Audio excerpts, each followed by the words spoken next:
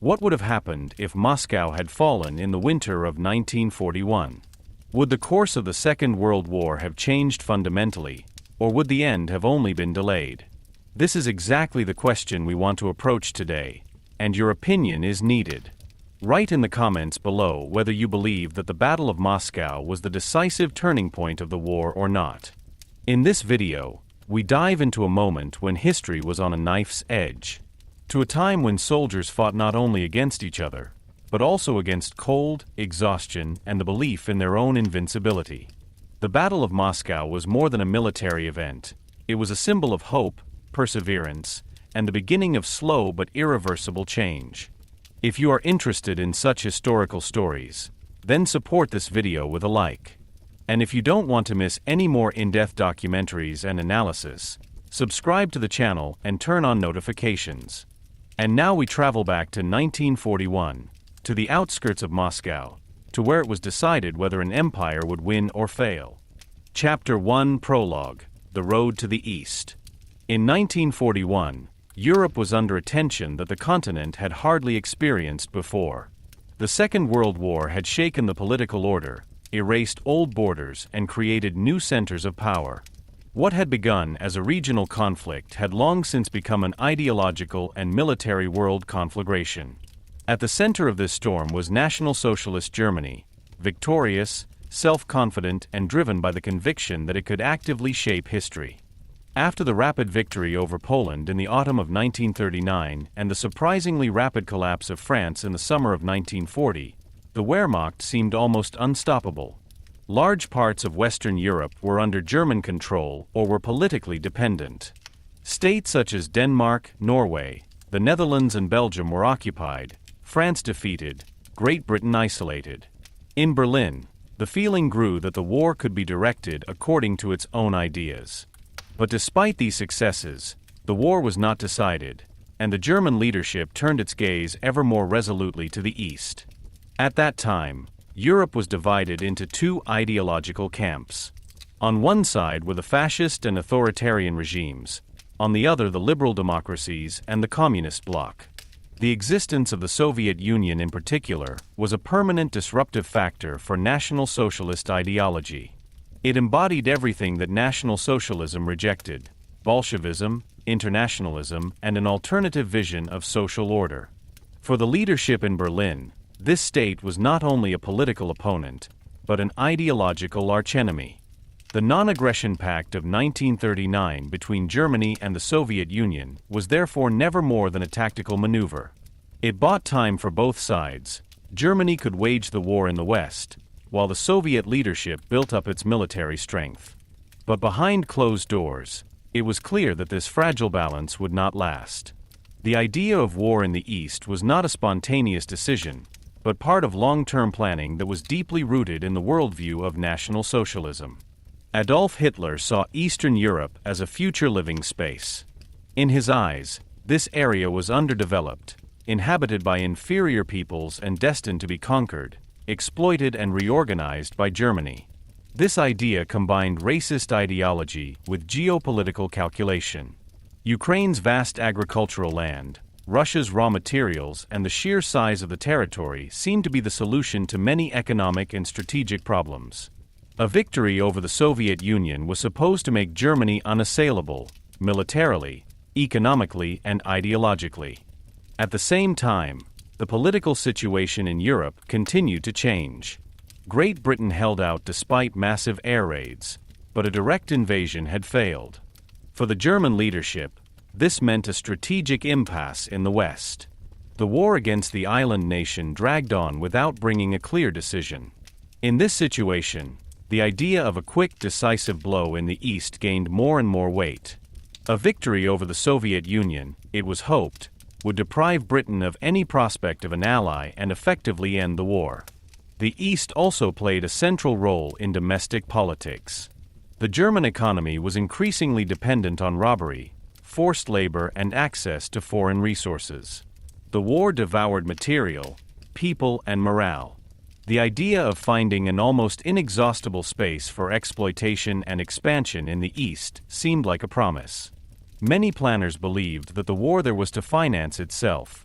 a fatal miscalculation that would later have dramatic consequences.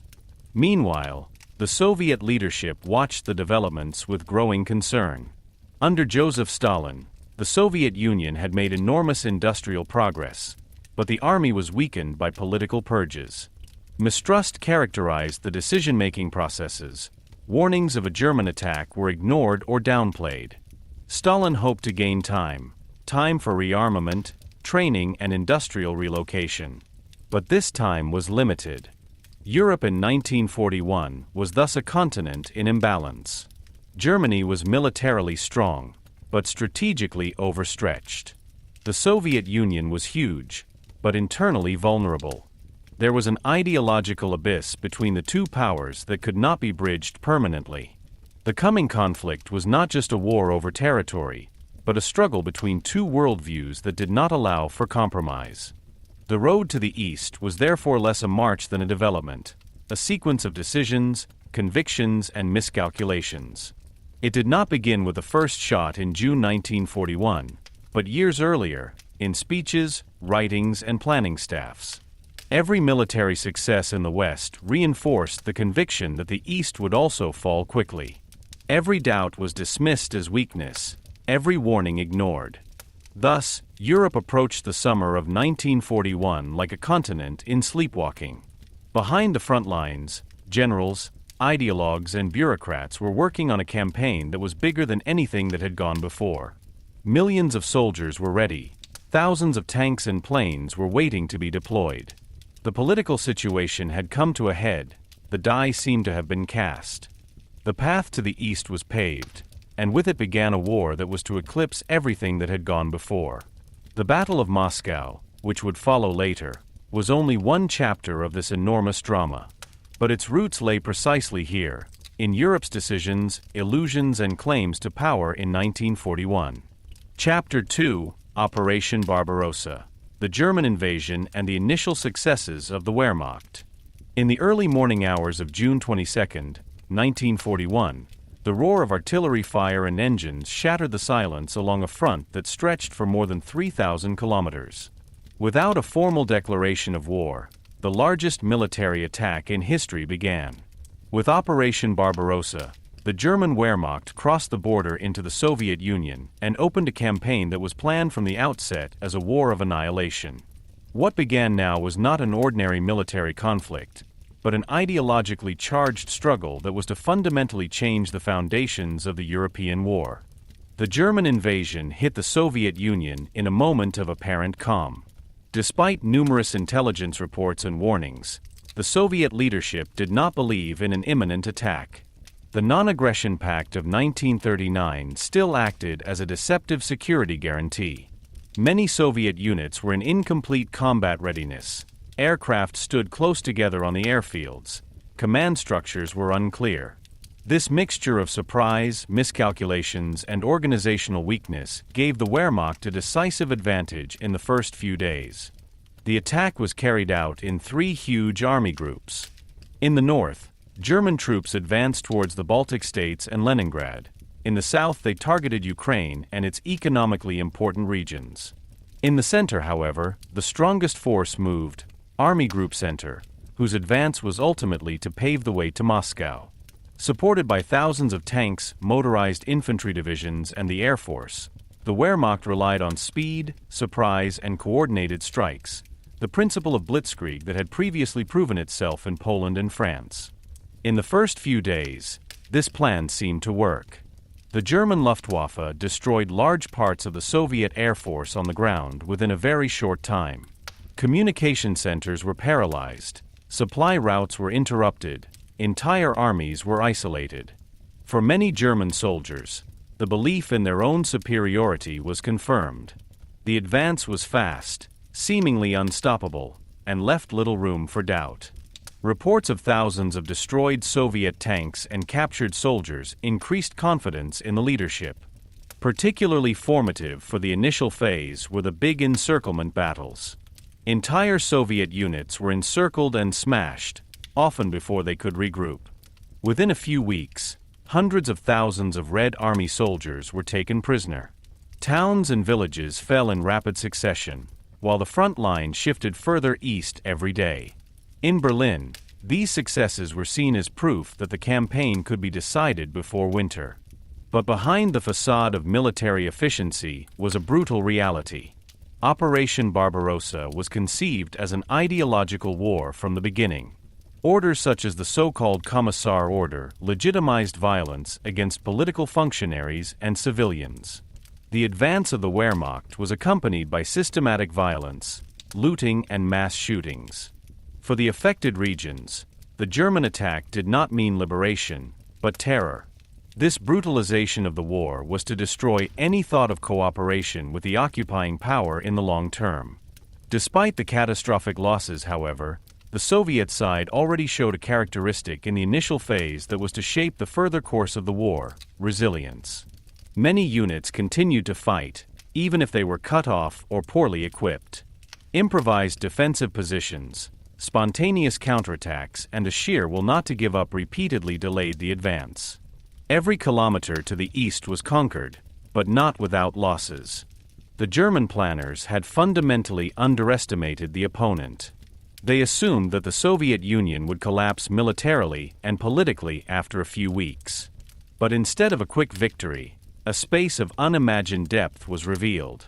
Supply routes became longer, vehicles worn, soldiers exhausted themselves. The pace of the advance slowly began to fade, even if the success stories continued to sound impressive. In addition, the Soviet leadership began to learn from its mistakes. Orders became clearer, reserves were mobilized, industrial plants were relocated to the east. New troops poured into the front, often poorly trained, but numerous. While the Wehrmacht tried to strike the decisive blow, the war increasingly turned into a battle of attrition, the dimensions of which had never been fully grasped by German planning. In the summer of 1941, however, the advance reached its peak. The front was deep in Soviet territory, important cities had fallen, and the German leadership believed it was close to the goal. Moscow came within reach for the first time, not geographically, but strategically. The belief in the final victory was still unbroken. Doubts were considered defeatism. But it was already becoming apparent that Operation Barbarossa was more than a series of military victories. It was the beginning of a war that eluded control. The initial successes of the Wehrmacht came at a high price: overstretching, moral brutalization, and an escalation that no longer allowed retreat. What was planned as a quick campaign gradually developed into a struggle for existence and annihilation. Operation Barbarossa thus marked not only the beginning of the war in the East, but also the moment when the course was set for further events. The victories of the summer of 1941 created the illusion of invincibility, an illusion that was to be shattered a few months later at the gates of Moscow. Chapter 3: Moscow, Heart of the Soviet Union. Political, economic, and symbolic importance of the capital. In 1941, Moscow was much more than just a big city. The Soviet capital was the political center, organizational hub, and symbolic heart of the entire Soviet Union. Many contemporaries believed that whoever controlled Moscow held the key to power over the Soviet state. This is precisely why the city became the focus of German war planning early on, and precisely why its defense developed into a question of existential importance. Politically, Moscow was the center of power of the socialist state. This was where the central party organs, ministries, planning authorities, and military command staffs were located. The huge country, whose territory stretched over 11 time zones, was ruled from Moscow. Decisions, orders, and resource flows converged here. A loss of the capital would not only have paralyzed the administration, but also shaken confidence in the state's ability to act. For friend and foe alike, Moscow was synonymous with the Soviet leadership. At the center of this power was the Kremlin. The fortress was not only a historical landmark, but also the seat of the political leadership and thus a symbol of state continuity. Joseph Stalin, whose person was inextricably linked to the capital, worked and resided here. For many Soviet citizens, Moscow was synonymous with Stalin, and Stalin was synonymous with the Soviet Union. A fall of Moscow would therefore inevitably have raised questions about the legitimacy, stability, and future of the entire system. But Moscow's significance went far beyond politics. Economically, the city was one of the most important industrial and transport centers in the country. Numerous armaments factories, machine factories, and research institutes were located here or in the immediate vicinity. Moscow was a logistical hub. Railway lines connected the capital with all parts of the country. Troop movements, supply transports, and industrial supply chains were closely linked to the city. The loss of Moscow would have severely disrupted these networks and massively affected Soviet warfare. Moscow was also unique in terms of infrastructure. The city had one of the densest transport networks in the Soviet Union, administrative structures that remained operational even under extreme pressure, and a population accustomed to mobilization and state discipline. Millions of people lived and worked in Moscow: workers, civil servants, engineers, soldiers. They were all part of a system that was geared towards maximum performance in the event of war. The defense of the capital, therefore, also meant the defense of this organizational backbone.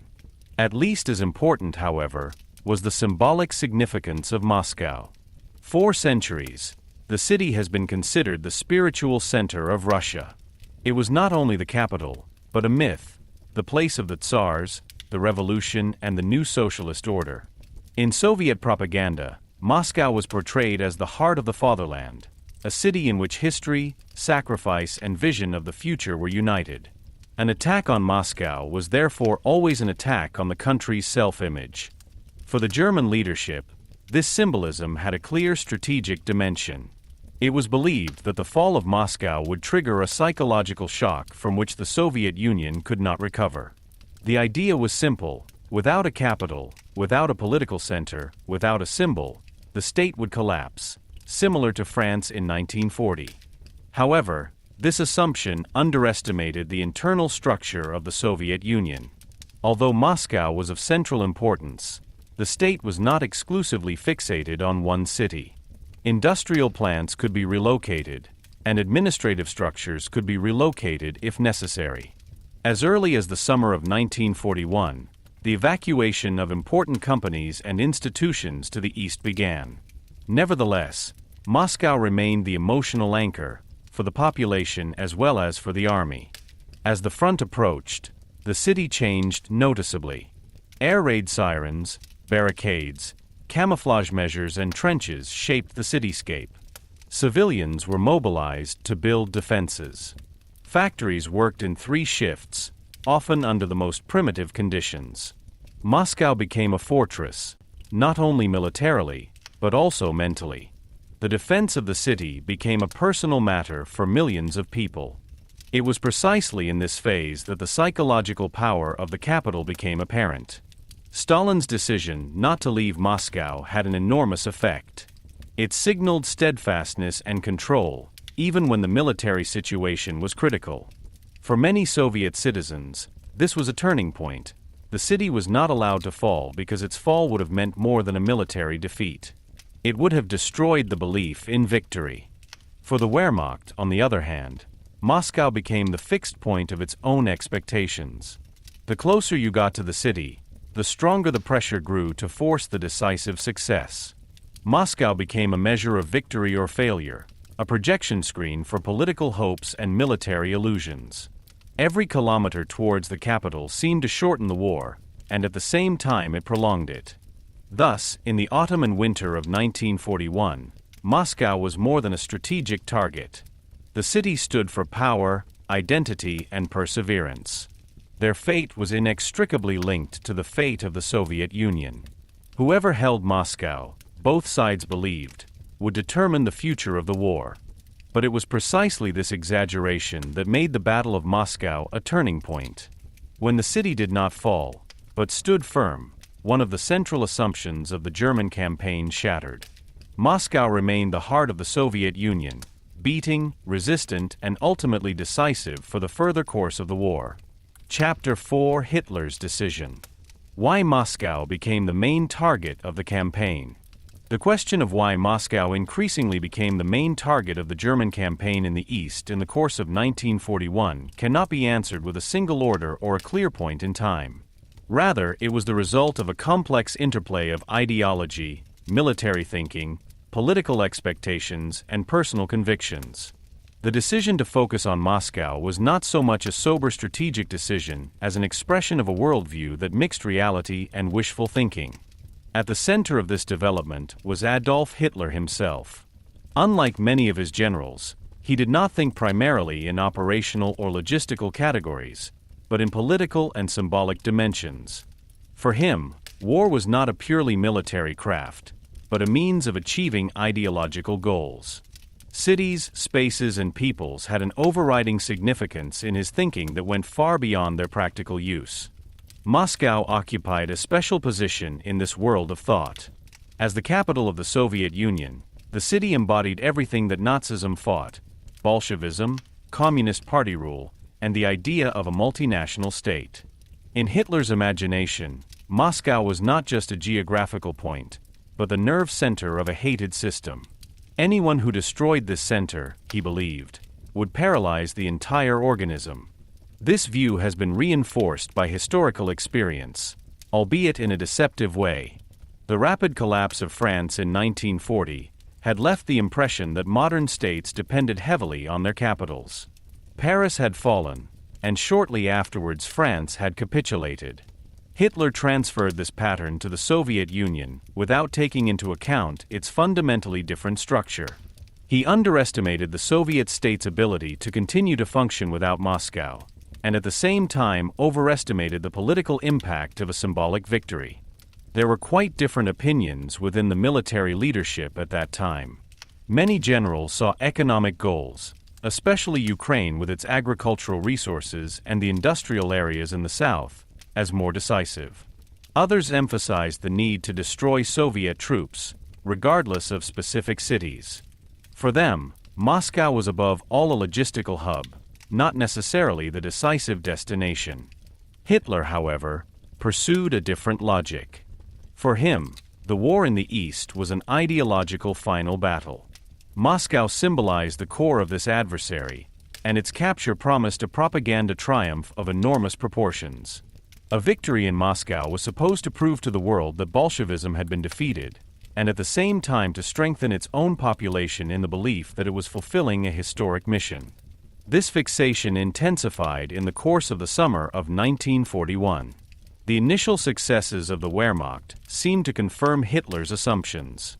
Entire Soviet armies had been smashed, huge territories were lost, millions of soldiers were taken prisoner. During this phase, the conviction grew that Moscow was also only a matter of time. Doubts were considered unnecessary, warnings pessimistic. In addition, there was a personal factor. Hitler increasingly saw himself as a military genius. The victories of the past years had strengthened his self-confidence and increased his willingness to override professional objections. Decisions were increasingly centralized, and operational details were increasingly influenced by himself. In this process, Moscow became not only a target, but also a touchstone of its own leadership role. At the same time, the strategic situation changed. The war against Great Britain was deadlocked, and an invasion was not foreseeable. A quick victory in the East appeared to be a way out of this impasse.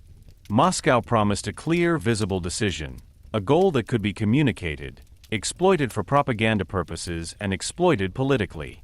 The idea of ending the war in one fell swoop became more attractive. But this decision had its price. The concentration on Moscow led to conflicting goals within the campaign. Forces were diverted, priorities shifted, time was lost. Instead of consistently following a unified line, the German leadership vacillated between economic, military, and symbolic goals. Moscow was repeatedly portrayed as the last step, a goal after which everything else would follow. However, this idea ignored the reality of the room. The closer the Wehrmacht got to Moscow, the longer the supply routes became, the greater the burden on men and material. The war increasingly demanded victims who were not foreseen in the plans. Nevertheless, Hitler stuck to his decision. Moscow was no longer just a target, it was a question of credibility.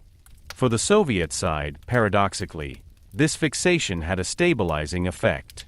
The clearer it became that Moscow was the center of German attention, the more resolutely its defense was organized. Resources, troops, and political attention were concentrated on the capital. The attack on Moscow thus created exactly the concentration of resistance that Hitler had actually wanted to avoid. In the end, the decision in favor of Moscow was less the result of rational consideration than an expression of ideological thinking that placed symbols above structures. Hitler believed that he could decide the war by taking the capital. He confused political symbolism with strategic reality, and underestimated his opponent's adaptability as well as the limits of his own possibilities. Thus, Moscow became the main target of the campaign, not because there was no military alternative, but because in Hitler's imagination it was the key to victory. This decision had a decisive influence on the further course of the war. Because when Moscow did not fall, not only a military plan collapsed, but also a central narrative of National Socialist warfare. The fixation on Moscow led the German campaign to a point where retreat was hardly possible. An option became a necessity, a hope a compulsion. And it was precisely here, in this decision, that the prerequisites for the failure that was to become visible at the gates of the city a few months later. Chapter 5: Operation Typhoon begins. The German advance towards Moscow in the autumn of 1941. When the first preparations for the direct attack on Moscow were completed in the late summer of 1941, the German leadership believed that it was on the eve of the decisive phase of the Eastern Campaign. The previous operations had shaken large parts of Soviet territory, large troop formations had been smashed, and the front had shifted deep to the east. Now the opponent's heart was to be hit with a last, powerful blow. The name of this attack was Operation Typhoon, and it marked the beginning of the advance on the Soviet capital. The goal was clearly defined: to encircle and capture Moscow before winter set in. The plan was to break through the Soviet defense lines with rapid tank blasts, to encircle large masses of troops, and to break the resistance west of the capital. Again, they relied on speed, surprise, and operational superiority. Moscow was not to be conquered in protracted street fighting, but by a collapse of the defense. On September 30th, 1941, the operation began. Once again, the Wehrmacht mobilized its strongest forces in the center of the Eastern Front. Tank divisions, motorized infantry, and massive artillery formations lined up, supported by the Luftwaffe. For many soldiers, this attack seemed like the last major feat of strength in an already successful campaign. The atmosphere was tense, but often characterized by confidence. It was believed that it was closer to the goal than ever before. The first few days seemed to confirm these expectations. The German units again achieved breakthroughs, Soviet lines retreated, and entire armies came under pressure. In particular, the encirclement battles at Vyazma and Bryansk developed into one of the greatest successes of the operation. Hundreds of thousands of Soviet soldiers were trapped and large quantities of material were lost. The German situation reports again spoke of an imminent collapse. But in contrast to the summer months, the framework conditions have now changed noticeably. Autumn brought rain, cold, and increasingly difficult terrain. Roads turned into mud fields, vehicles got stuck, supply columns were delayed. The so-called Rasputitsa, the seasonal mud period, began to slow down the advance. Every kilometer towards Moscow became more arduous.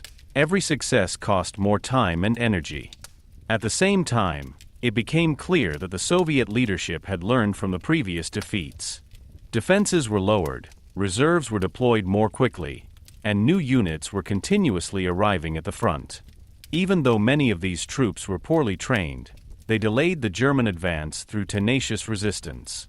Time now became a decisive factor, and it increasingly worked against the attackers. The German soldiers felt this change directly. The initial momentum gave way to increasing exhaustion. Equipment was worn out, casualties piled up, and the front lines became more confusing.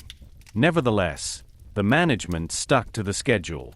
Moscow had to be reached, whatever the cost. An interruption or rescheduling was hardly an option, because the attack had reached a symbolic dimension that went beyond purely military considerations. Meanwhile, the front was approaching the capital. The first suburbs came within range of German artillery, and tension grew in Moscow itself. Evacuations were intensified, defensive positions were expanded, and the population was mobilized. It was clear to both sides, Operation Typhoon was no longer an ordinary attack, but the prelude to a decisive battle. But it was precisely in this phase that the overstretching of the German forces became apparent. The supply situation deteriorated, winter equipment was lacking, and the losses of the past months could no longer be compensated. The Wehrmacht continued to fight with great discipline and tactical experience, but the momentum of the first months of the war had been noticeably lost. Operation Typhoon thus marked a turning point. The advance on Moscow once again unleashed enormous forces, but at the same time exposed the structural weaknesses of the German campaign. Speed alone was no longer enough to defeat an opponent who continued to fight and adapt despite all the losses. As the autumn of 1941 drew to a close, the Wehrmacht was closer to Moscow than ever before, and yet further away from decisive victory than the planners had expected. Operation Typhoon had begun as the last attempt at triumph. However, it increasingly developed into a race against time, weather, and one's own exhaustion. The road to the capital was open, but it led straight to a battle that was to change the course of the war forever. Chapter 6: Encirclement Battles and Breakthroughs. Vyazma and Bryansk. Massive losses of the Red Army. The advance of the Wehrmacht in the autumn of 1941 reached one of its most brutal and at the same time most momentous climaxes with the encirclement battles of Vyazma and Bryansk. These battles were exemplary for German operations at the beginning of the Eastern Campaign: rapid breakthroughs, low-set tank wedges, and the systematic encirclement of enemy forces. For the Red Army, they meant a military catastrophe of unprecedented proportions, and yet they did not mark the collapse that the German leadership had hoped for. After the start of Operation Typhoon, the goal of Army Group Center was to smash the Soviet fronts west of Moscow before they could retreat in an orderly manner. The Soviet troops stood in broad but poorly coordinated defensive positions. Many units were exhausted, incompletely replenished, and inadequately managed. Nevertheless, the Soviet leadership tried to hold the front, not least out of fear of a rapid breakthrough to the capital. The German tank units consistently exploited this rigid defense. Instead of attacking head-on, they advanced deep into the flanks to separate the Soviet armies. Especially in the Vyazma area, this maneuver succeeded with frightening precision. Within a few days, the German tank wedges closed behind the Soviet lines. Several Red Army armies were completely surrounded. The development south of it was similar in the Bryansk region. Here, too, the Wehrmacht succeeded in cutting off large Soviet units through rapid advances. The cauldrons formed quickly, often faster than the Soviet commanders could react. Radio communications broke down. Orders reached the troops too late or not at all. Entire units fought in isolation, without an overview of the overall situation. The dimension of these encirclements was enormous. Hundreds of thousands of Soviet soldiers suddenly found themselves behind enemy lines. Ammunition and food became scarce, and the wounded could hardly be cared for. Nevertheless, a boiler did not automatically mean surrender. Many Soviet units tried to break out, often with heavy losses. These attempts to break out delayed the German advance, tied up forces, and demanded a high death toll on both sides.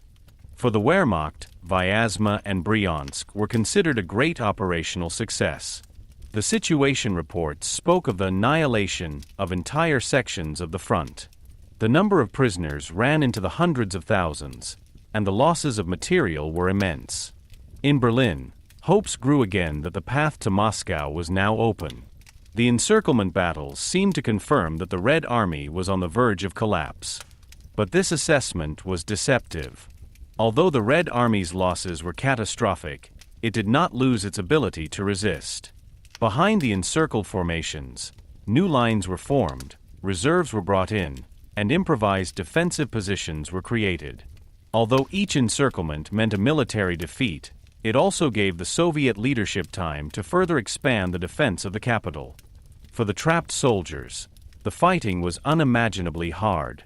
Without sufficient supplies, often without clear orders, they fought for survival in forests, villages, and swamps. Many died in battle, others starved or froze to death, and still others were taken prisoner. The human losses were enormous, and they had a lasting impact on the collective memory of Soviet society. On the German side, too, the encirclement battles had their price. The encirclement and securing of the encirclements tied up considerable forces, which were lacking for the further advance. Infantry divisions had to move up to fight down or capture the trapped troops. Tank units were stopped, their vehicles worn out, their crews exhausted. The advance lost pace, just at the moment when time became the decisive factor. In addition, there was the growing brutalization of the war. The treatment of the prisoners, the conditions in the assembly camps, and the treatment of the civilian population increased the hatred and determination on the Soviet side. The war increasingly took on the character of a war of annihilation, in which compromises no longer had any place. Every fallen soldier, every destroyed unit deepened the fronts not only militarily, but also morally. Despite the devastating losses, the Red Army managed to learn lessons from the experience of Vyazma and Bryansk. Rigid defense gradually gave way to more flexible concepts, the use of reserves was improved, and the importance of staggered lines of defense became more important. The encirclement battles revealed weaknesses, but they did not destroy the ability to adapt. For the Wehrmacht, on the other hand, these successes reinforced a dangerous illusion. The numbers of prisoners and destroyed units suggested an enemy at the end of his strength. The fact that their own losses were rising, the supply situation was deteriorating, and winter was approaching receded into the background. Vyazma and Bryansk became symbols of the supposedly inevitable victory, and concealed the growing structural problems of the campaign.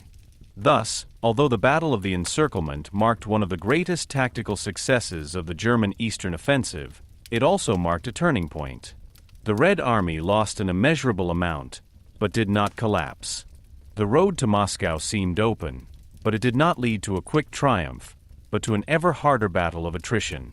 Vyazma and Bryansk thus stand for the ambivalence of the German advance in the autumn of 1941, militarily impressive, humanly devastating, and strategically insufficient to decide the war. The massive losses of the Red Army were real, but they bought time. Time that would prove decisive a few weeks later at the gates of Moscow. Chapter 7: The Soviet State of Emergency. Evacuations, panic, but also mobilization of the population. As the German front drew ever closer to Moscow in the autumn of 1941, the Soviet Union fell into a state of extreme tension. The military defeats of the past months, the encirclement battles west of the capital, and the rapid advance of the Wehrmacht had created the feeling that the country was on the verge of catastrophe. What followed was a state of emergency that encompassed all areas of social life, marked by fear and chaos, but at the same time by an unprecedented mobilization of state and human resources. This escalation was particularly evident in the capital itself. In the autumn of 1941, Moscow was a city in transition, between everyday life and the reality of war, between hope and fear. Air raids, artillery in the distance, and reports of front breakthroughs made the threat tangible. Rumors spread faster than official information, and confidence in a secure defense was shaken in many places. A central element of the state of emergency was the large-scale evacuations. Already in the summer, the Soviet leadership had begun to relocate industrial plants, research facilities, and administrative units to the east. Now in autumn, this measure reached a new dimension. Factories were dismantled, machines loaded onto trains and transported to the Urals, Siberia, or Central Asia. Entire factories left Moscow within a few days. The aim was to remove the country's industrial base from the grip of the Wehrmacht and to secure armaments production in the long term. These evacuations affected not only machinery and materials, but also millions of people. Workers, engineers, civil servants, and their families were ordered to leave the city. Stations were overcrowded, trains overloaded, processes chaotic. Many did not know where they were being taken or if they would ever return. Those who remained were those who were considered indispensable for the defense, management, or operation of the remaining infrastructure. Parallel to these organized measures, panic spread. It reached a climax especially in October 1941. Reports of alleged breakthroughs, acts of sabotage, and imminent evacuations by the government sparked unrest. Shops were looted, roads blocked, people desperately tried to leave the city. For a short time, the order seemed to break down. The fear of an imminent fall of Moscow was real, and it intervened deeply in the consciousness of the population. The Soviet leadership reacted with harshness and determination. The state of emergency was officially declared, curfews were imposed, security forces were reinforced. Looting and desertion were severely punished. At the same time, efforts were made to convey stability through clear signals. The decision that the political leadership, above all Joseph Stalin, remained in Moscow was of central importance. It acted as a psychological anchor in a phase of general uncertainty. But the state of emergency was not only repression and fear. It was also the beginning of a comprehensive mobilization of society. Moscow and other cities have been turned into defensive zones. Civilians, including women, young people, and the elderly, were used to build trenches, tank obstacles, and barricades. Parks, streets, and squares were transformed into defensive construction sites. The city literally worked day and night to protect itself. Industrial mobilization also reached new heights. The factories that remained in Moscow switched completely to war production. Working hours have been extended, breaks shortened, norms raised. Many workers practically lived in the factories. Despite air raids and a shortage of materials, production lines continued to run. The idea that every tank, rifle, and grenade produced directly contributed to the defense of the capital gave this effort an existential meaning. The mobilization also had an ideological dimension. Propaganda played a crucial role in turning fear into determination. Moscow was portrayed as the last bastion, a city whose defense was synonymous with the defense of the entire country. Historical references, patriotic appeals, and the emphasis on common sacrifices were intended to strengthen the will. The war was no longer perceived as a distant event, but as the immediate task of each individual. Particularly noteworthy was the rapid integration of civilian forces into military structures. People's militias were set up, often poorly armed and inadequately trained, but supported by a strong will to defend themselves. For many volunteers, the mission was an expression of a personal decision. Moscow was not allowed to fall. These militias could only have a limited military effect, but their symbolic significance was enormous. The state of emergency also changed the social fabric. Classic role models receded into the background. Pragmatism determined everyday life. Women took on heavy work in factories and on construction sites. Young people replaced conscripted workers. The war forced society to make a radical change that left little room for individual needs. Survival and resistance became a common task. Despite all the mobilization, fear remained a constant companion. Air raids, news of deaths from the front, and uncertainty about the future shaped everyday life. But it was precisely this mixture of fear and responsibility that created a special form of cohesion.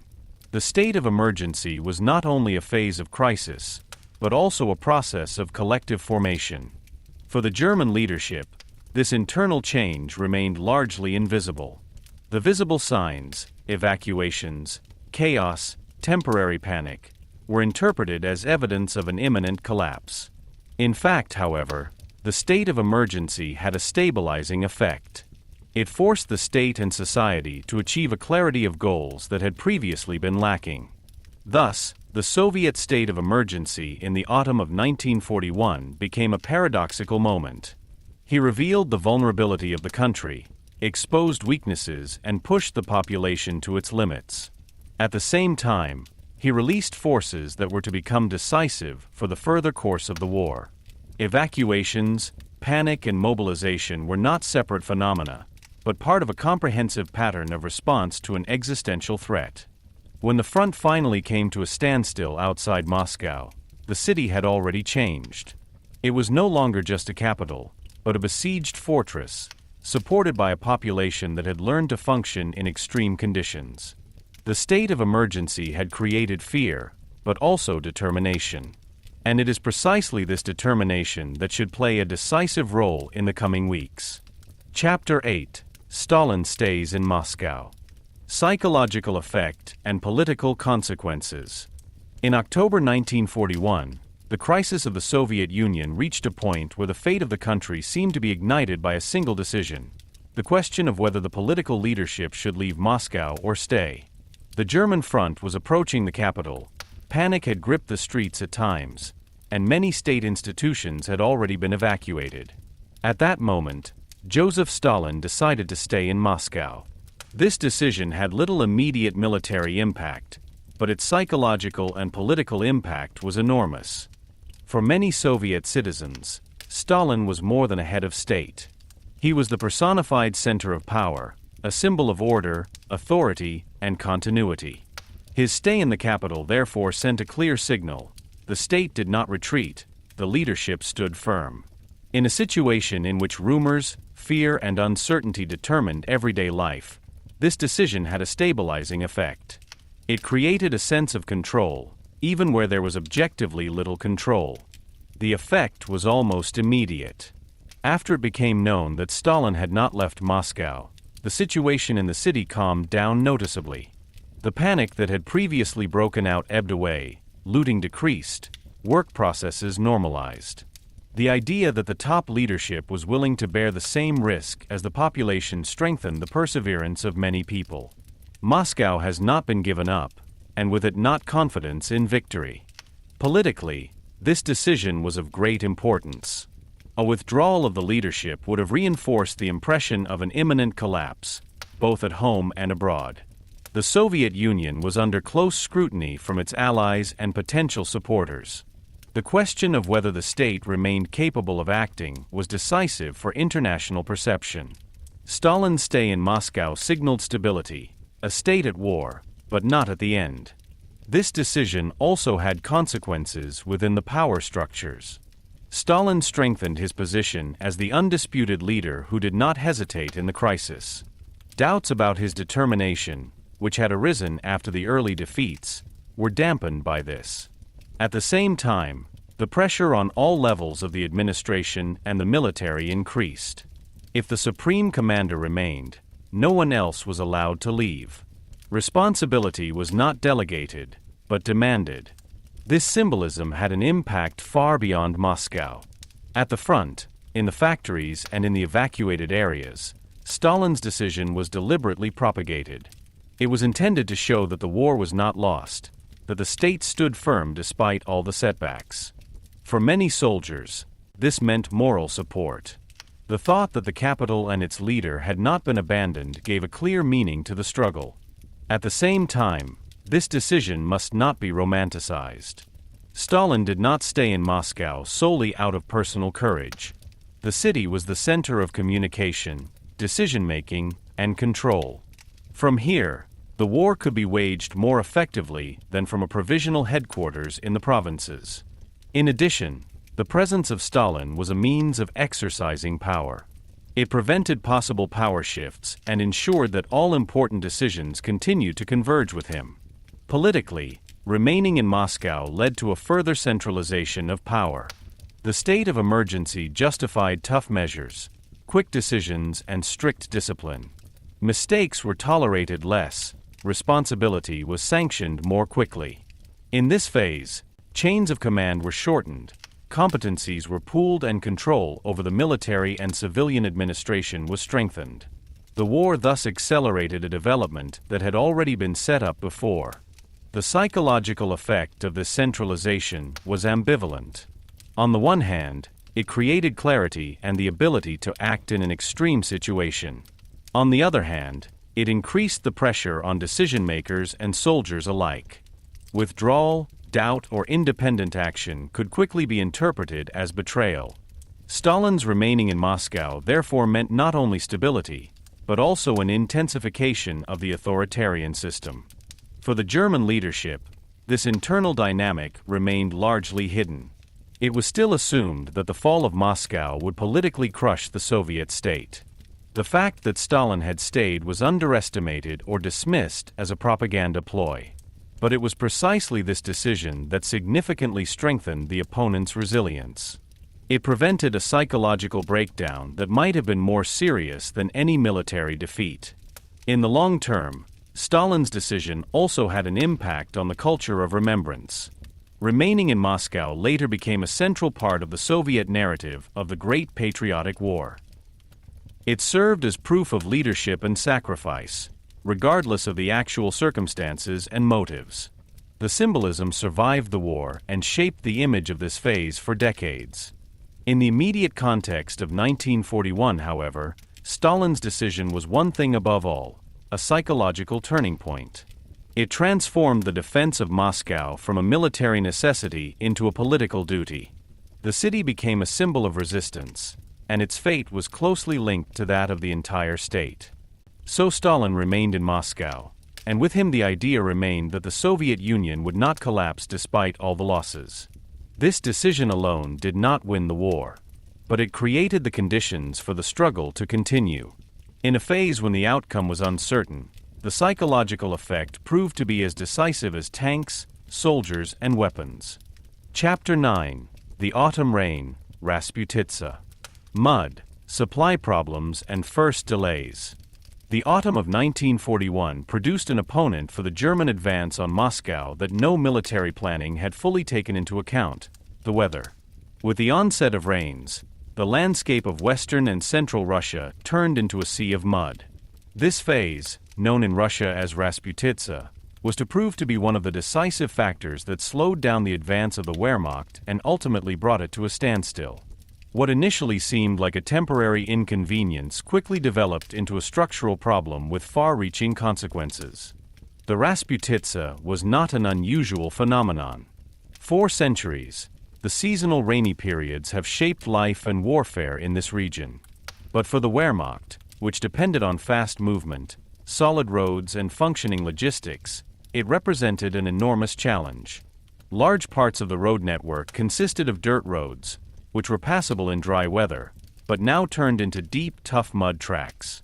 With every rainy day, the conditions deteriorated. Vehicles sank up to the axle, tanks got stuck, trucks had to be left behind. Horse-drawn carriages, which transported a large part of the supplies, were also affected. The advance, which had previously been measured in kilometers per day, shrank to a few hundred meters. Sometimes it came to a complete standstill. Soldiers no longer fought only against the enemy, but against the ground itself. The impact on supplies was particularly problematic. Ammunition, fuel, food, and spare parts could only reach the front with a delay or not at all. Columns jammed on the few halfway passable roads, bridges collapsed under the load, and improvised bypasses devoured valuable time. The logistical apparatus, already overstretched, reached its limits. Every day lost increased the lack of resources at the front.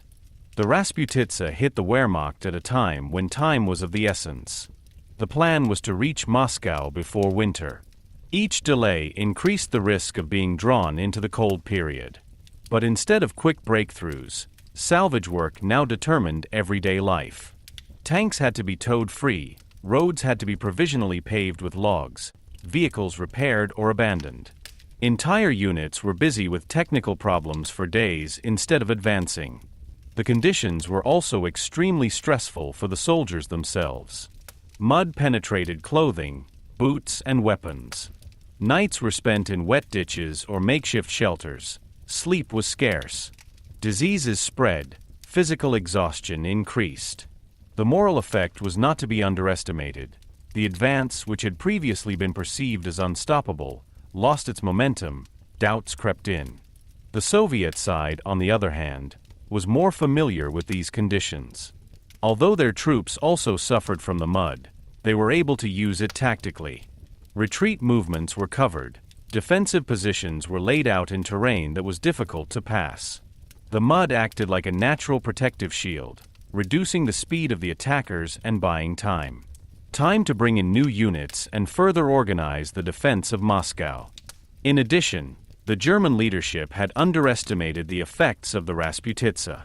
Although bad weather had been expected in the planning, it was assumed that it would only delay the operation slightly.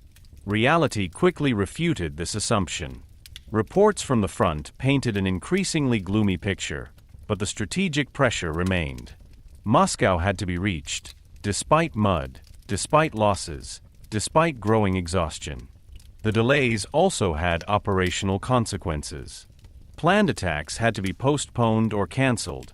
Coordination between units became more difficult. Radios failed. Detectors arrived late or not at all. The front lines became more confusing. Spontaneous decisions increased, often with unpredictable consequences. The Rasputitsa thus had a destabilizing effect not only physically, but also organizationally. For the Soviet leadership, this development was a glimmer of hope. The advance of the Wehrmacht lost momentum, and the immediate threat of a rapid breakthrough to Moscow seemed to have been averted. In the capital, the time gained was used to strengthen defenses, accumulate reserves, and push ahead with mobilization. The mud became an ally, relieving the pressure and creating space for action. On the German side, however, frustration grew. The discrepancy between planning and reality became increasingly clear. The idea of a short, decisive campaign gave way to the realization that the war was dragging on. Nevertheless, they stuck to the attack. An interruption was considered unthinkable, because every standstill was interpreted as weakness. The Rasputitsa forced the Wehrmacht into a grueling intermediate state, too weak for rapid advances, too committed to retreat. The autumn rain thus marked a first break in the rhythm of the German campaign. He showed that technical superiority and operational experience reached natural limits. The war in the East followed its own laws, in which climate and space played just as important a role as tanks and soldiers. This realization came late, too late to fundamentally change the course. As the rain gradually subsided and the soils began to freeze, valuable time had been lost. The delays of the Rasputitsa had not stopped the advance, but had decisively slowed it down. They had exhausted their strength, worn out material, and destroyed the schedule. Winter was now imminent, and with it a new, even tougher challenge. The Rasputitsa was thus more than a meteorological phenomenon. It was a turning point at which it became clear that the campaign against the Soviet Union would not proceed according to German ideas. Mud, supply problems, and initial delays had scratched the myth of unstoppability. What followed was to finally shatter this myth. Chapter 10: Winter is coming. Cold, lack of equipment, and exhaustion on the German side. When the autumn rain subsided and the ground began to freeze, many German soldiers hoped that the situation would improve in at least one respect: the paths would be passable again. In fact, the first frost brought some relief to vehicles and supply columns. But this hope was short-lived. Because with the frost came the Russian winter, earlier, harder, and more merciless than German planning had planned. What followed was not a sudden collapse, but a creeping process of exhaustion that pushed the Wehrmacht to its physical and psychological limits. The winter of 1941-42 caught the German troops unprepared. In the plans, it was assumed that the campaign would end before the onset of the cold season. The priority for winter equipment had been correspondingly low. Coats, gloves, felt boots, and insulated tents were missing in large numbers or were still far behind the front. Many soldiers continued to wear summer uniforms or provisionally assembled clothing. Improvisation became the rule, often with life-threatening consequences. The temperatures dropped quickly. Sub-zero temperatures of 20, 30 or more were no exception. Metal weapons burned on bare hands, rifle breeches froze, engines could only be started with great difficulty. Lubricants failed, batteries discharged, guns became unusable. The technology, on which the Wehrmacht had been able to rely until then, proved to be susceptible to the extreme cold. Every mission required additional preparation. Every mistake could be fatal. For the soldiers at the front, winter meant a radical worsening of living conditions. Accommodation was often makeshift or non-existent. Trenches offered little protection from cold and wind. Fireplaces were limited for camouflage reasons. Sleep became a precious commodity, rest the exception. Frostbite occurred en masse, on fingers, toes, ears. Many of those affected had to be evacuated.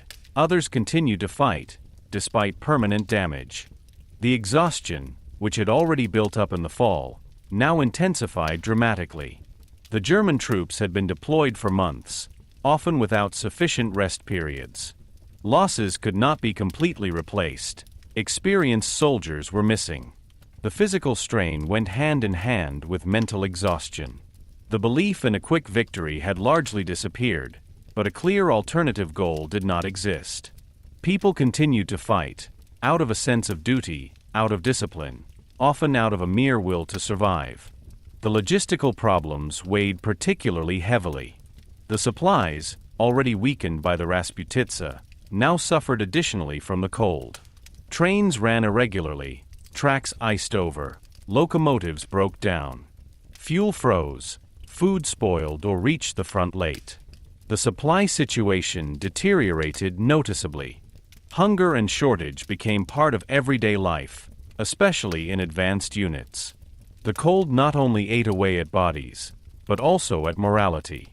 In contrast, the Soviet side was better prepared for winter.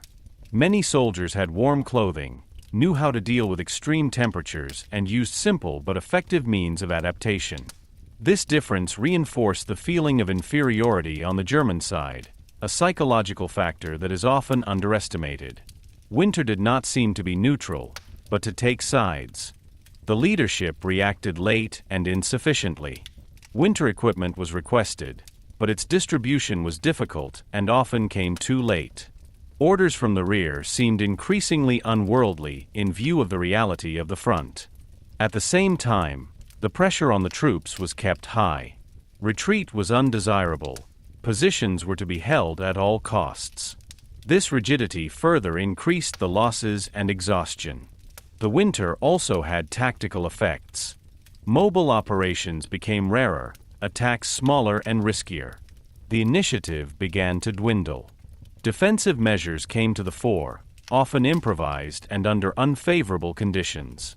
The front froze, not only literally, but also figuratively. The Wehrmacht, previously designed for movement, had to assert itself in a situation for which it was neither conceptually nor materially equipped. For many soldiers, winter became the most formative experience of the entire campaign. Letters and diaries tell less of struggles than of cold, hunger, and fatigue. The enemy temporarily receded into the background, replaced by the daily fight against the elements. This experience fundamentally changed the perception of war. A supposedly glorious campaign had turned into a fight for survival. The winter also had far-reaching consequences strategically. The delays of autumn and the exhaustion of winter finally destroyed the hope of a quick victory. The Wehrmacht had not reached Moscow before the conditions became unbearable. Instead, it had to endure a hostile environment, with inadequate equipment and dwindling reserves. The winter made visible what had previously been hidden, the limits of one's own performance. However, the onset of winter did not mean immediate defeat. The German troops held their positions, often at enormous cost. But the character of the war had changed. Initiative gave way to reaction. Planning gave way to improvisation. Winter was not an isolated event, but a catalyst that exacerbated existing weaknesses and created new problems. Thus, the winter of 1941-42 became a decisive chapter in the Eastern Campaign. He revealed that technological superiority and military experience alone were not enough to win a war in this area. Cold, lack of equipment and exhaustion worked together like an invisible army that pushed the Wehrmacht back step by step. When the temperatures continued to fall and the front froze, it was clear, the dream of a quick victory was finally over. The winter had not only stopped the advance, but shook the foundations of the German campaign. What was to follow was no longer the completion of a plan, but the struggle for bare perseverance, and soon afterwards the confrontation with an opponent who saw his hour coming. Chapter 11: The Defense of Moscow. Freshly mobilized troops, trenches, and people's militias. As the German front approached the Soviet capital in the late autumn of 1941, the defense of Moscow was transformed from a theoretical plan into an existential reality. The question was no longer whether the city would be attacked, but how long it could hold out. During this phase, the Soviet leadership pooled all available forces to protect the capital. Freshly mobilized troops, hastily erected defensive positions, and the deployment of popular militias shaped the image of a city that was preparing for battle, determined, but under enormous pressure. At that time, Moscow was not only a political center, but also a key military position. A multi-layered defensive system was built around the city, which was built in great haste. Long before the actual city limits, workers, soldiers, and civilians began digging trenches, building tank obstacles, and creating exclusion zones. The landscape around Moscow has been systematically changed, fields torn up, forests cleared, roads blocked. A central element of this defense was the freshly mobilized troops. The Red Army had suffered enormous losses in the months before, but its personnel reserves were far from exhausted. New divisions were formed, existing units were replenished, often with minimal training and inadequate equipment. Many soldiers had picked up their rifles only a few weeks earlier. Nevertheless, they were sent to the front, not out of conviction that they would win immediately, but out of the need to gain time. These newly formed units often took over the defense of the outer lines. Their task was to delay the advance, intercept attacks, and inflict losses on the enemy. The fighting spirit varied, but the proximity to the capital gave the mission a special meaning. For many soldiers, Moscow was not just any target, but the city that had to be protected at all costs, as a homeland, as a symbol, and as a hope. At the same time, popular militias were formed in the interior and on the outskirts of the city. These units were made up of civilians, workers, students, civil servants, pensioners.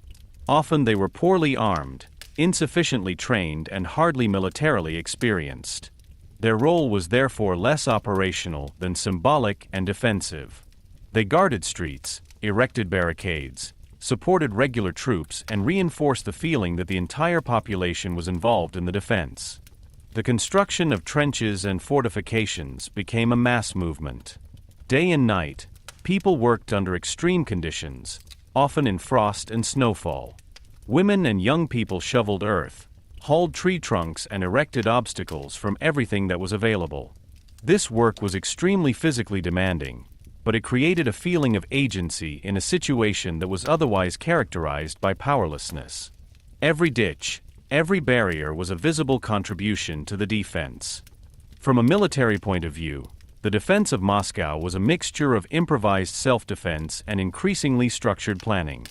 The Soviet leadership tried to distribute the available forces sensibly, to hold back reserves, and to enable flexible reactions.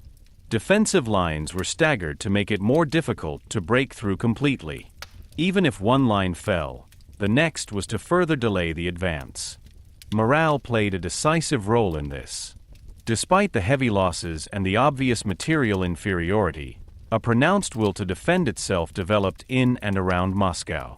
Propaganda, political appeals, and personal experiences merged into a collective attitude. The city was not allowed to fall.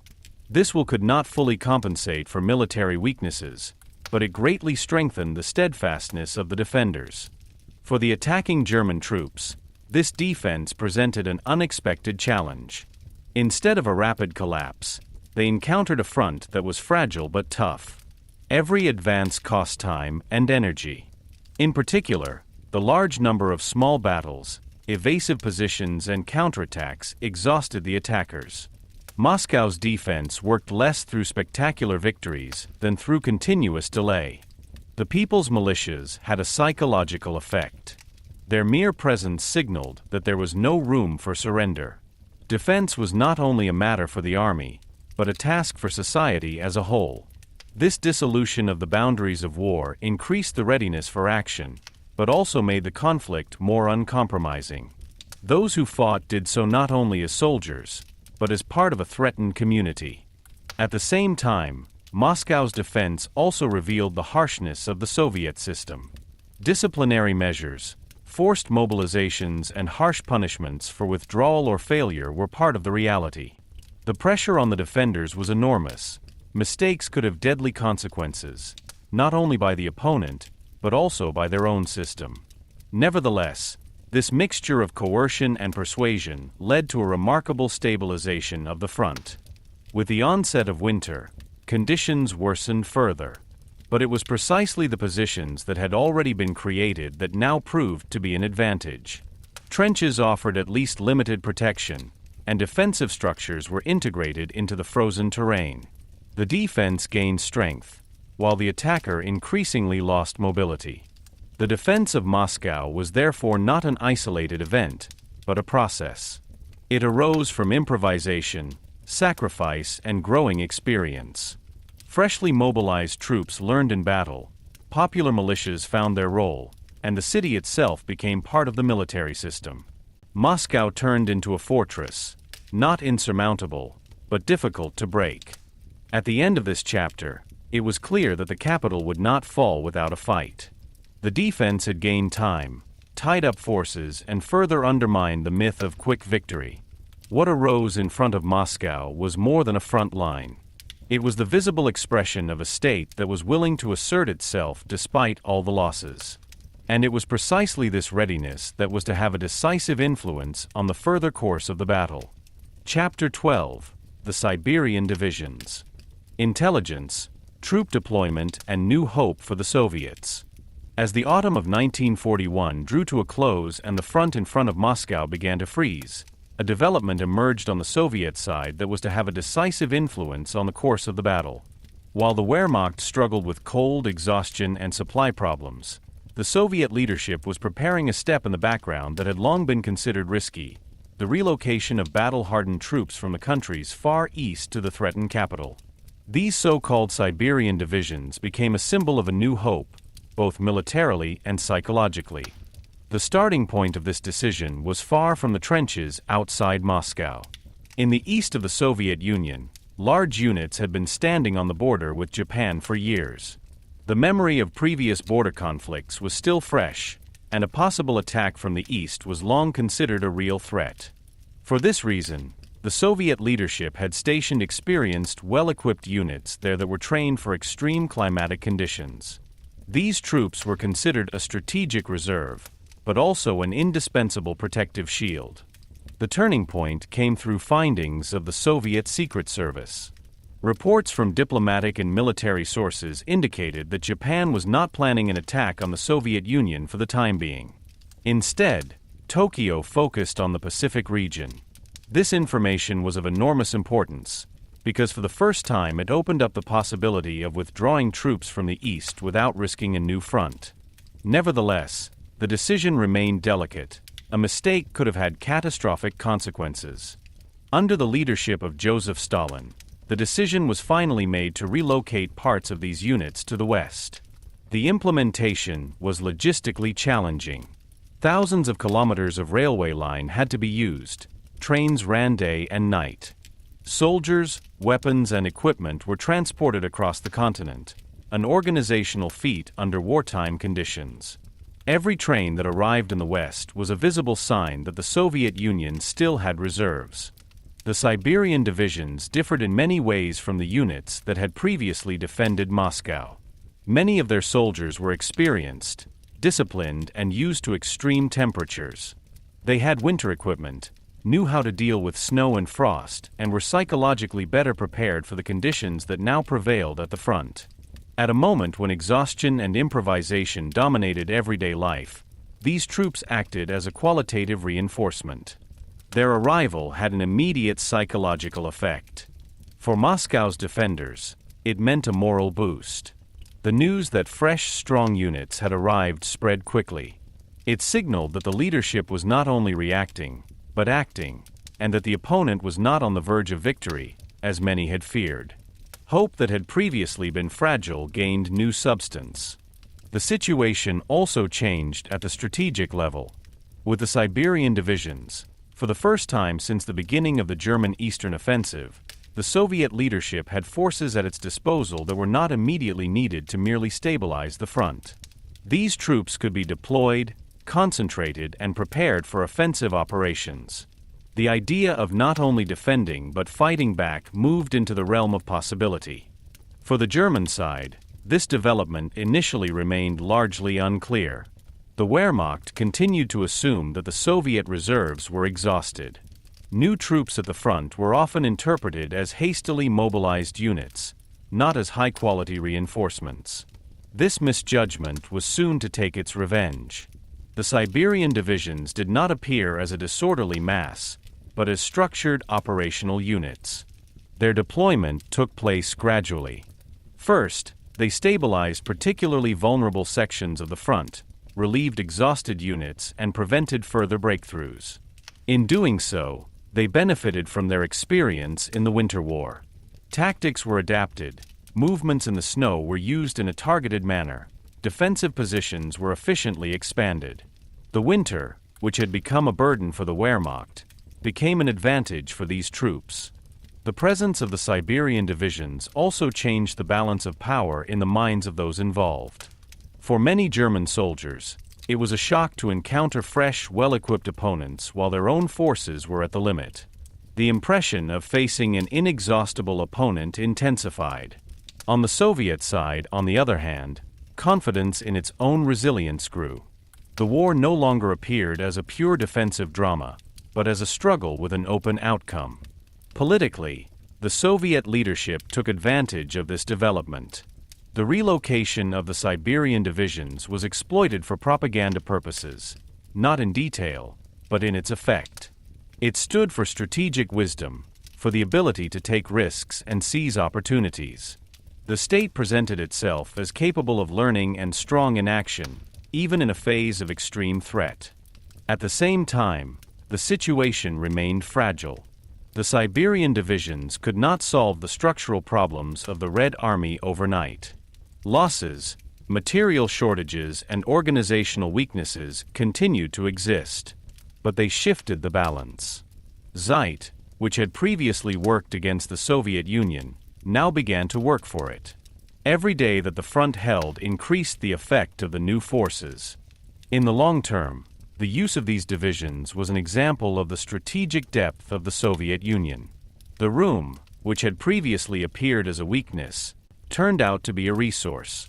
The ability to move troops over enormous distances and deploy them where they were needed most was a key advantage.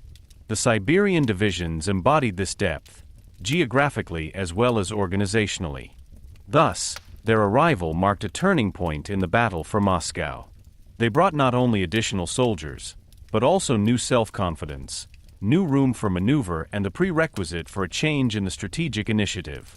A desperate defense gradually turned into preparation for the counterattack. The Siberian Divisions were thus more than a military reinforcement. They stood for the moment when the tide began to turn. Intelligence information, logistical feats, and the courage to make risky decisions combined to form a factor that had a lasting influence on the course of the battle. For the Soviets, they meant new hope, and for the Wehrmacht the first clear sign that the road to Moscow could not only be blocked, but could soon be recaptured in a contested manner. Chapter 13: The Soviet Counteroffensive. December 1941, the first major setback of the Wehrmacht. In December 1941, the war in front of Moscow reached a point that hardly anyone had thought possible just a few months earlier.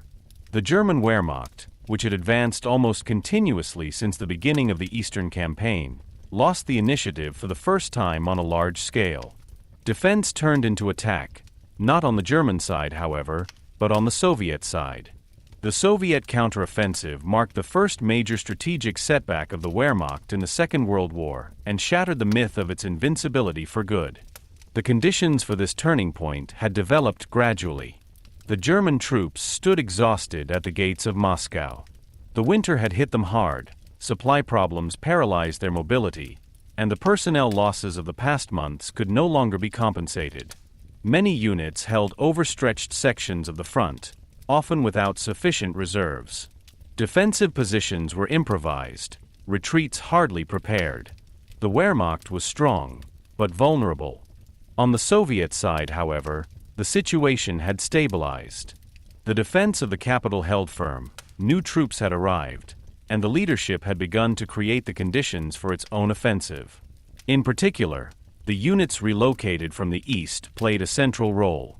They brought experience, winter suitability, and fresh combat power to a front that had previously been characterized above all by perseverance. For the first time since the beginning of the war in the east, the Red Army had operational reserves that did not have to be used immediately to limit the damage. The timing of the counteroffensive was deliberately chosen. The extreme cold that afflicted the Wehrmacht had a less paralyzing effect on the Soviet side. At the same time, the German advance had passed its peak. The leadership of the Wehrmacht did not expect a large-scale counterattack. It was assumed that the opponent was defensively bound and would have to limit itself to securing Moscow. This miscalculation proved to be momentous. In the early morning of December 5, 1941, the Soviet offensive began. Soviet units attacked along broad sections of the front, first north and south of Moscow, later in other sectors as well. The attacks were coordinated, with clear targets and taking advantage of winter conditions. Ski troops, infantry and tank formations advanced against exhausted German positions, which were often not sufficiently fortified. The surprise effect was considerable. Many German units were initially overrun or forced to retreat hastily. Radio communications broke down, orders arrived late. The lack of reserves was particularly problematic. Where gaps arose, they could not be closed quickly. The retreat was often disorderly, often with heavy losses. What began as a tactical movement developed into a chaotic evasion in some sections. Psychologically, this moment was of enormous importance. For the first time, German soldiers experienced that they were not only attacked, but systematically pushed back. Previous experience had taught that setbacks were local and limited. Now, however, it was a large-scale offensive that set the front in motion as a whole. The impression of their own superiority began to crumble. The Soviet leadership used this moment consistently. The aim was not to completely destroy the German troops, but to push them back and relieve Moscow. Step by step, the front was shifted to the west. Villages and towns that had previously fallen were recaptured. The immediate pressure on the capital eased. For the people of Moscow, this was a moment of relief and hope.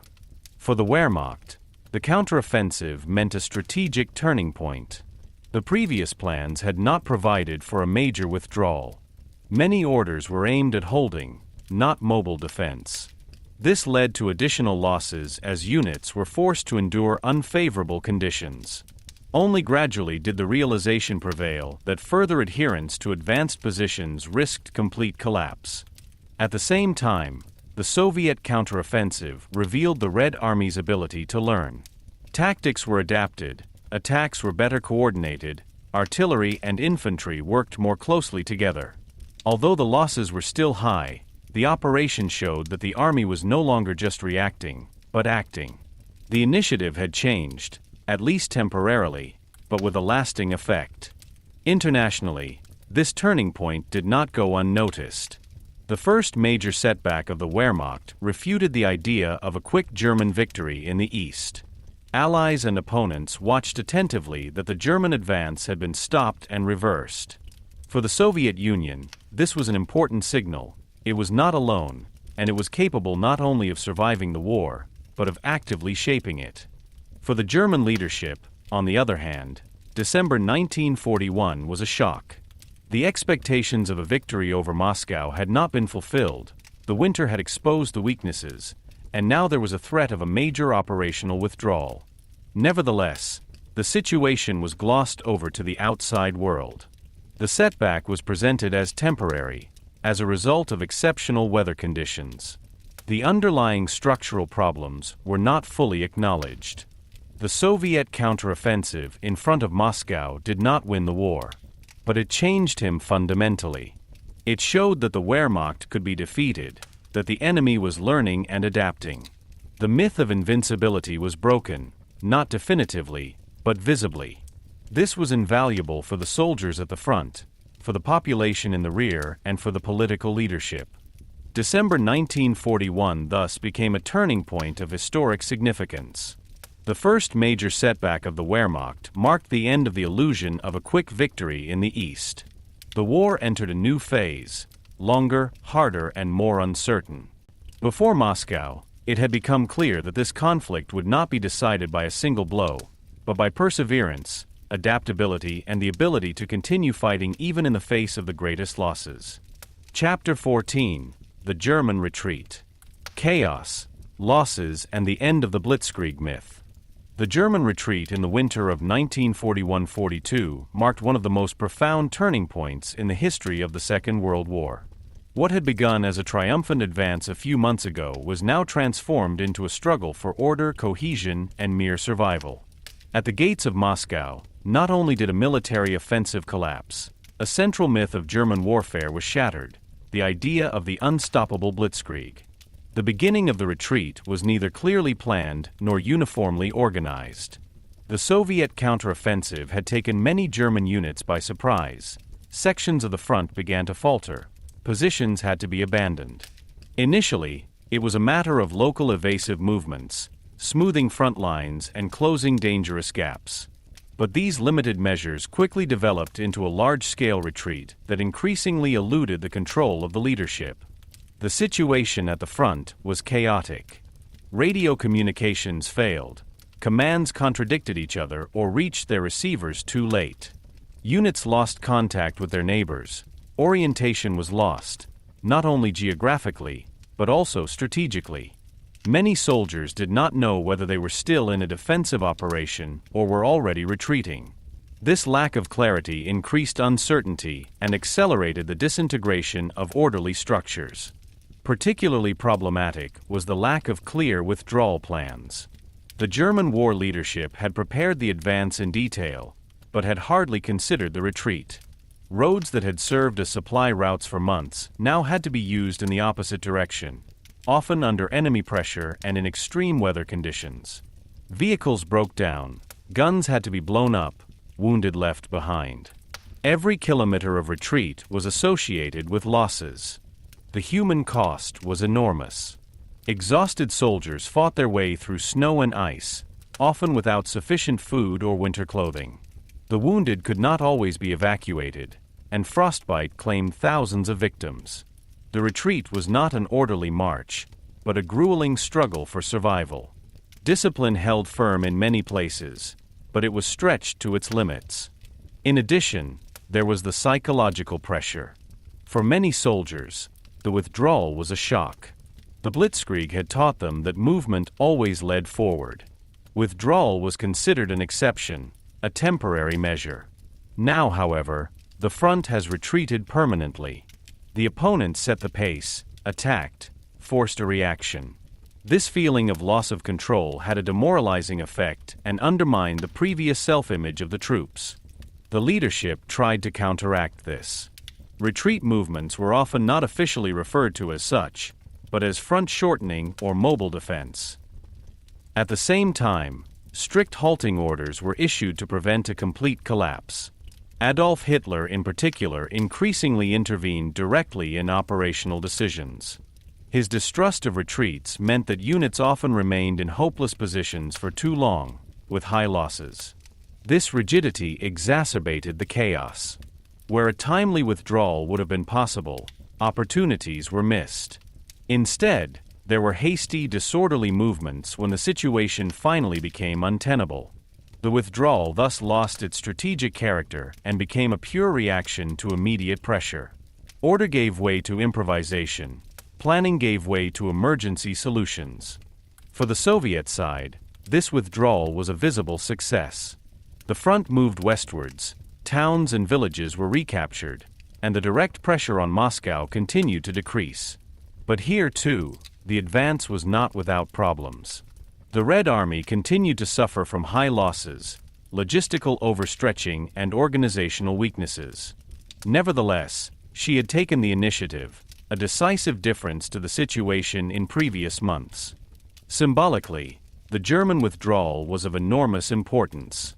He refuted the idea that the Wehrmacht was always victorious and mobile. The Blitzkrieg had proven to be dependent on favorable conditions: surprise, speed, intact logistics. Before Moscow, these conditions were no longer met. Space, climate, and resistance had forced the attacker to act defensively. This development has not gone unnoticed internationally either. The retreat signaled that Germany was not invincible. For allies and opponents alike, the strategic assessment of the war changed. The Eastern Campaign now appeared as a long-term war of attrition, not as a quick, decisive battle. This reassessment had political and military consequences far beyond the front. Within the German armed forces, the retreat left deep marks. Confidence in the leadership was shaken.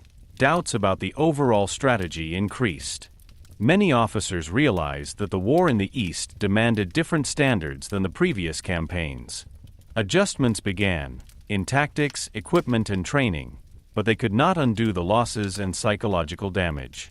The Blitzkrieg myth was not suddenly destroyed, but it was permanently damaged.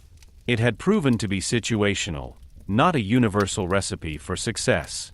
Before Moscow, it became clear that an opponent with sufficient depth, resources, and adaptability could prevent the quick victory.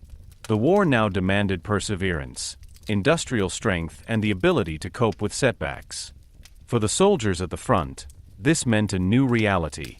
The war was no longer characterized by rapid advances and clear victories, but by long, grueling phases of defense. Hope for an early end gave way to the realization that a long fight was ahead. The retreat was not just a military movement, but a mental turning point. Thus, the German retreat in the winter of 1941-42 marked the end of a phase of the war. Chaos, casualties, and exhaustion had stopped the advance, and the Blitzkrieg myth had lost its innocence. The war in the East had entered a new phase, harder, longer, and more uncertain. What began before Moscow was to continue in the years that followed, a struggle in which quick decisions were rare and victims were omnipresent. Chapter 15: Turning Point of the War. Why the Battle of Moscow changed the further course of the war. The battle for Moscow did not end with a single decisive blow, no spectacular breakthrough, and no formal surrender. Its end was quiet, blurred, and yet of historic significance. When the front west of the capital stabilized in the winter of 1941-42 and the Soviet counteroffensive had passed its peak, one thing was obvious: the war had changed fundamentally. Moscow had not fallen, and with this fact, one of the central assumptions of German warfare collapsed. Up to that moment, the Second World War had been marked by a succession of German successes. Poland, France, large parts of Europe had been defeated in a short time. Blitzkrieg had established itself as a seemingly superior form of modern warfare. The attack on the Soviet Union had also been planned under this premise: fast, decisive, devastating. Moscow was considered the endpoint of this logic. His fall was intended to bring about the political, military, and psychological collapse of the enemy. The fact that this did not happen was the first and perhaps most important turning point of the war. The Soviet Union remained capable of acting, its leadership intact, its army ready for battle. Despite unimaginable losses, the state did not collapse. Instead, he stabilized, learned from defeats, and took the initiative for the first time before Moscow. The war in the East was thus no longer one-sided. It became an open, long-term struggle. The significance of this development extends far beyond the immediate fighting. Strategically, the Battle of Moscow marked the end of Germany's belief in a quick victory in the East. The Wehrmacht had overstretched its forces, reached its logistical limits, and failed due to space, climate, and resistance. From now on, any further advance was associated with significantly higher risks. The war turned into a battle of attrition, for which Germany was neither sufficiently equipped economically nor in terms of personnel. Psychologically, the effect was at least as profound. The myth of the invincibility of the Wehrmacht was shattered. Soldiers, officers, and civilians had to realize that the war was not going according to plan. Retreat, defensiveness, and losses became a reality. At the same time, the Soviet side gained a new self-confidence. The experience of having stopped and pushed back the German advance changed the self-image of the Red Army and society as a whole. Moscow was also a turning point politically. It became clear to the international community that the Soviet Union could not only survive, but also actively shape the war. This realization had a lasting influence on the strategic considerations of the Allies. The East became a supporting pillar in the fight against National Socialist Germany. Without the resistance to Moscow, the later development of the alliance system would hardly have been conceivable. The battle also changed the internal dynamics of the Soviet Union. The state emerged stronger from the crisis, not in the sense of freedom or humanity, but in its ability to mobilize. Industry, the military and society were now prepared for a long war. Evacuations, arms production and mass mobilization had proven that the system worked even under extreme pressure. Moscow became a symbol of this perseverance. For the German leadership, on the other hand, a phase of increasing hardening began. Instead of consistently drawing the lessons of the failure before Moscow, setbacks were often externalized, attributed to the weather, the size of the space, or the underestimation of the opponent. Structural errors, ideological blindness, and strategic miscalculations were only partially recognized. As a result, many problems were repeated in the following campaigns. The Battle of Moscow was thus not an isolated event, but a catalyst. It accelerated developments that had previously been planned and made their consequences visible. The war lost its character as a sequence of quick decisions and became a global conflict of resources, industry, and endurance. In this new war, time was no longer Germany's ally, but its adversary. Historically, Moscow's special significance also lies in the fact that several factors were at work here simultaneously for the first time: the resistance of an industrialized mass state, the limits of modern mobile warfare, the role of climate and space, and the psychological dimension of symbols. None of these components alone would have determined the outcome. It was only their interaction that made Moscow the turning point it is considered today. It should not be overlooked that the war was far from being decided after Moscow. More battles, more catastrophes, and more turning points followed. But they all built on the realization that had prevailed in the winter of 1941-42, this war would not end quickly. It would demand victims on a scale that hardly anyone could have imagined at the beginning. From today's perspective, the battle for Moscow therefore appears as a moment of disenchantment. The illusion of a controllable, plannable war was shattered, on both sides, albeit for different reasons. For Germany, the phase of the seemingly effortless advance ended. For the Soviet Union, the long, costly path from survival to victory began. So why did the Battle of Moscow change the further course of the war so permanently? Because it showed that ideology is no substitute for strategy, that speed is no guarantee of victory, and that states with sufficient depth, resources, and adaptability can survive even the most severe defeats. Moscow did not fall, and with this fact began the slow but irreversible transformation of the war. The route from Moscow continued to Stalingrad, Kursk, and finally to Berlin. But the first major crack in the foundation of German warfare arose here, in the winter of 1941. In the cold, mud, and exhaustion, it became clear that this war would be different from all the previous wars. The battle for Moscow was thus not an end, but a beginning. The beginning of the end of the Blitzkrieg age, and the beginning of a war that was to change Europe and the world permanently.